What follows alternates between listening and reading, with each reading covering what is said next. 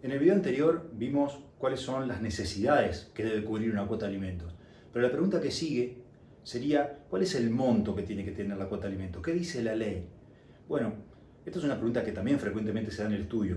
Y debo decir que la ley no prevé un monto específico para fijar en la cuota de alimentos, porque claro, la ley está destinada a regular un sinnúmero de situaciones, es una norma genérica para todo tipo de familias y obviamente las necesidades de una familia puede variar con respecto a otra, atendiendo a la capacidad económica de los padres, atendiendo a las necesidades del menor, a la edad del menor. Por eso es que el monto de la cuota de alimento queda sujeta al acuerdo entre las partes, el acuerdo entre los progenitores, o lo definirá en su caso un juez. ¿Y cuáles son las pautas que se deben tener en cuenta para esto? ¿O cuáles son las pautas o criterios que debe considerar un juez a la hora de fijar el monto de la cuota de alimentos? Bueno, hay dos parámetros fundamentales que se tienen que tener en cuenta. En primer lugar, y en forma prioritaria, la situación del propio menor, las necesidades del propio menor. Es decir, la cuota de alimentos tendrá un determinado monto si es un menor recién nacido, un bebé, un niño de 5 o 6 años que está en la primera infancia. Distintas son las necesidades de un adolescente, porque se entiende que tienen mayores gastos. Es decir, las necesidades y la vida del menor es lo que se tiene que atender en primer lugar.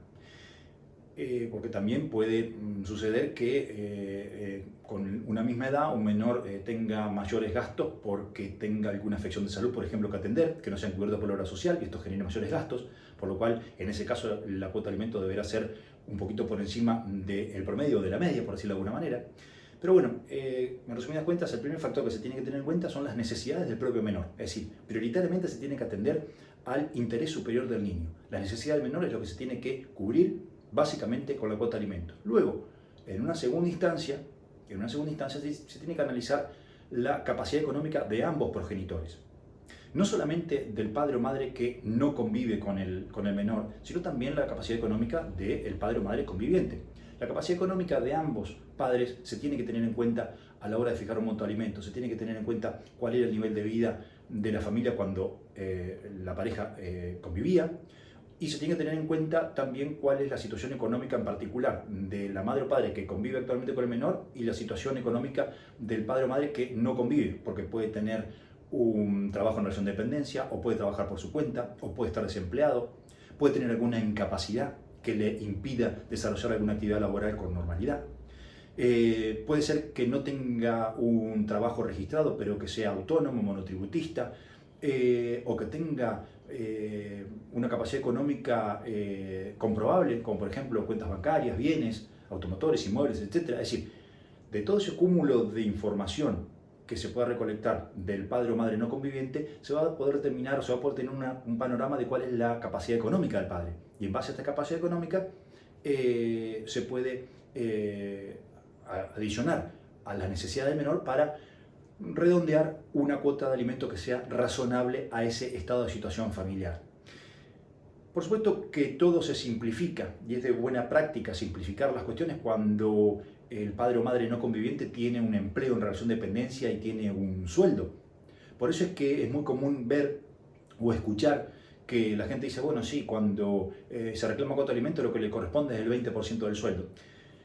No es que les corresponda eso se tiene que analizar de acuerdo a la circunstancia de cada caso, como vimos recién, pero en general, cuando el padre o madre no conviviente tiene un salario reflejado en un recibo de sueldo, es bastante más práctico fijarlo en un porcentaje de sus ingresos, que puede variar, no necesariamente debe ser un 20%, puede ser un 15, un 20, un 30, un 40 o más, dependiendo de las circunstancias del caso, dependiendo las necesidades del menor y la propia capacidad económica del padre o madre que sí convive con el menor, por ejemplo, como decíamos recién.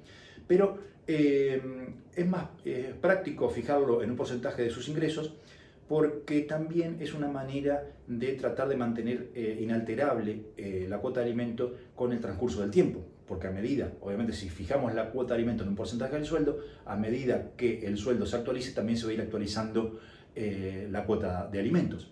Pero claro, estos son conceptos genéricos que habrá que adaptarlos a cada caso concreto, Y en cuanto a la modalidad de ajuste o de modificación de la cuota de alimento, hablaremos en algún otro video. Pero por el momento lo que tenemos que tener en claro es que el monto de la cuota de alimento debe surgir de una combinación que tenga en cuenta, en primer lugar, las necesidades del propio menor, atendiendo a las particularidades y a las características del propio menor, y en un segundo término, a la capacidad económica de los padres. Pero no solamente la capacidad económica, sino que también hay que tener en cuenta cuál es el tiempo que comparten los padres, los progenitores con el menor, porque el factor tiempo también es importante. Por eso es que el padre o madre que convive con el menor se entiende que cubre la cuota de alimentos con ese tiempo que le dedica al menor, y el padre que no convive con el menor tiene que cubrirlo en especie o en dinero. Pero también el padre o madre que no convive puede compartir mucho tiempo con el menor. El menor puede dormir todos los días o casi todos los días en la casa de la mamá o del papá, pero puede dormir también algunos días en la casa del otro progenitor. Y este factor tiempo también influye a la hora de determinar el monto de la cuota de alimentos.